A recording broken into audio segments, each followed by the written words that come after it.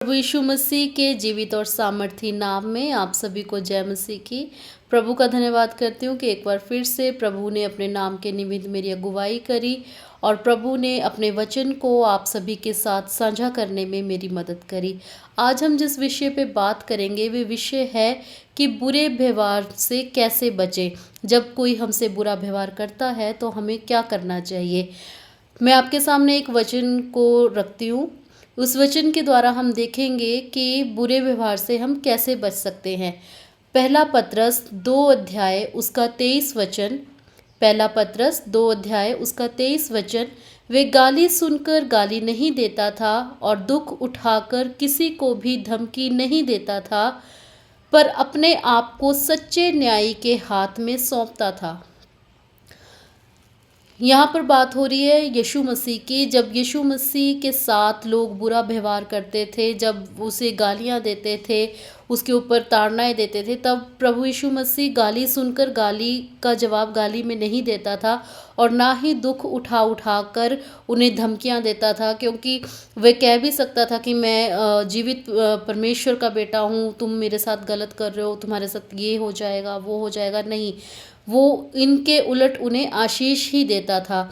ठीक उसी तरह जब लोग हमारे साथ गलत व्यवहार करते हैं तो हमें भी अपने मुख से उन्हें कोई श्राप नहीं देना चाहिए, कोई उनके प्रति कोई बुरे शब्द हमें अपने मुंह से नहीं निकालने चाहिए, बल्कि जब लोग हमारे साथ बुरा व्यवहार कर रहे हैं तो हमें उनके लिए प्रार्थना करनी चाहिए।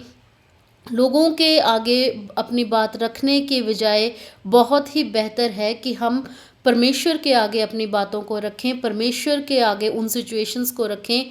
बहुत बार हमारे साथ हम इन चीज़ों को फेस करते हैं अपने ऑफिस में, अपने घरों में, कि लोगों का व्यवहार हमारे साथ अच्छा नहीं होता है। कई लोग हमें बुलाकर पसंद नहीं करते, कई लोगों की बातें हमें इतनी हर्ट कर जाती हैं कि हमारा उनसे बात करने का मन नहीं करता।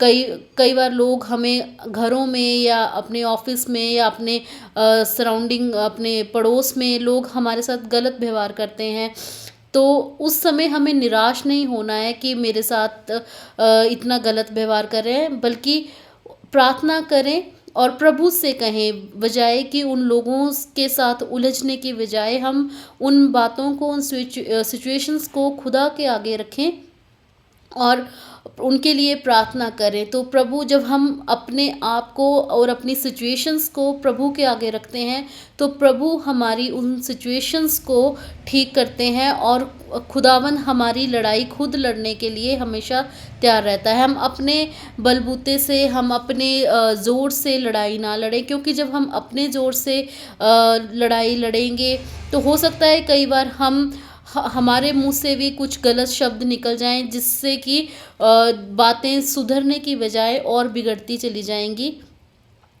बाइबल में हम देखते हैं कि लोगों के साथ बहुत बुरा व्यवहार हुआ है।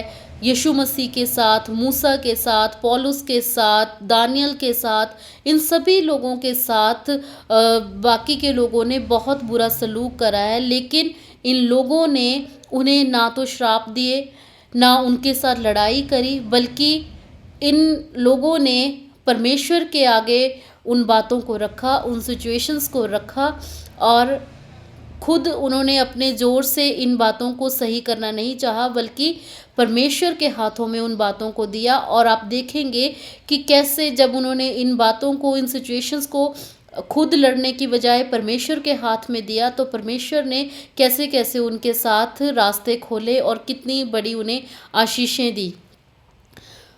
कई बार ऑफिस में या घर में या किसी भी जगह में या कलीसियाओं में भी आजकल हम देखते हैं कि लोग हमें बुलाना पसंद नहीं करते। लोग, अगर हम किसी को जय मसीह की भी कह दें तो वो लोग हमें उसका रिप्लाई नहीं करते। कई बार वो हमसे बुलाना पसंद नहीं करते हमारे साथ और हमारे पीठ पीछे हमारी बुराइयां करते हैं।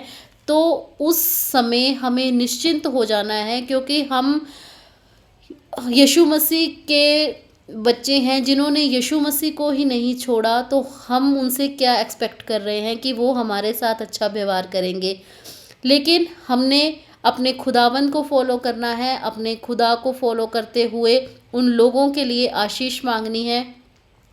जब यीशु मसीह को क्रूस पर चढ़ाया गया तो यीशु मसीह जो पूरी कायनात का राजा था, पूरे दुनिया उसके जीवन और मृत्यु उसके हाथ में थी, तो वो हो सकता तो वो उन लोगों को धमका भी सकता था कि हाँ एक बार मुझे क्रूस से नीचे उतारो, मैं तुम्हें देख लूँगा। लेकिन उन्होंने ऐसा नहीं किया, बल्कि जिन लोगों ने उनको क्रूस पर चढ़ाया उन लोगों के लिए भी यीशु मसीह ने पिता से माफ़ी मांगी कि हे पिता, इन्हें माफ़ कर, ये नहीं जानते कि ये क्या कर रहे हैं। सेम उसी तरह का व्यवहार, उसी तरह का नेचर हमारे जीवन में होना चाहिए। जब भी लोग हमारे प्रति कुछ बुरा कहें, कुछ हमारे प्रति नेगेटिव चीज़ों को बोलें, हमारी इमेज लोगों के आगे गलत बनाएं, तो हमें शांत रहना है। हमें हड़बड़ाहट में या गुस्से में आकर कोई गलत स्टेप नहीं उठाना है, बल्कि हमें परमेश्वर के आगे उन बातों को, उन लोगों को, उन सिचुएशंस को रखना है कि प्रभु आप मेरी लड़ाई लड़ें। आप खुद ब खुद इन लोगों के साथ, इनके द्वारा जो भी बातें निकल रही हैं, आप खुद ब खुद मेरी लड़ाई लड़ें और इन लोगों को क्षमा करें। और क्योंकि हमारे पास सिर्फ क्षमा करने का मन होना चाहिए, ना कि किसी के लिए नफ़रत करने का, ना किसी को श्राप देने का। जब हम अपनी लड़ाइयाँ परमेश्वर के हाथों में दे देते हैं तो परमेश्वर खुद ब खुद हमारी लड़ाइयाँ लड़ता है और हमें जयवंत बनाता है। तो इन बातों के प्रति निराश नहीं होना है। बेशक आपका स्कूल, कॉलेजेस, ऑफिस, घर, कलीसिया, कहीं भी आपका अगर विरोध हो रहा है, लोग आपको बुरी तरह से ट्रीट कर रहे हैं, अच्छे नहीं, आपके साथ उनका व्यवहार अच्छा नहीं है, आपको वो बुलाना भी पसंद नहीं करते हैं, तो आपने निराश नहीं होना है। आपने उस समय धन्यवाद करना है और उनके लिए क्षमा मांगनी है खुदावंद से, और उन बातों को खुदा के आगे रखना है। तो आप देखेंगे कि जो लोग आज आपके विरोध में कह रहे हैं, जब आप इन बातों को, उन लोगों को खुदा के हाथों में दे देंगे, तो कल वही लोग आपके शुभ चिंतक हो जाएंगे और आपको हंसकर बुलाएंगे और आपसे मिलने को भी तरसेंगे। लेकिन आपने अपनी लड़ाई खुद नहीं लड़नी है, क्योंकि जब हम अपनी लड़ाई अपने जोर से लड़ने की कोशिश करेंगे तो हम पाप में गिरेंगे, और पाप की मजदूरी मृत्यु है। हमने पाप में पड़कर इन चीज़ों का सफाया नहीं करना है, इन चीज़ों को नहीं निपटाना है, बल्कि हमने अपने पिता के हाथों में इन बातों को देना है।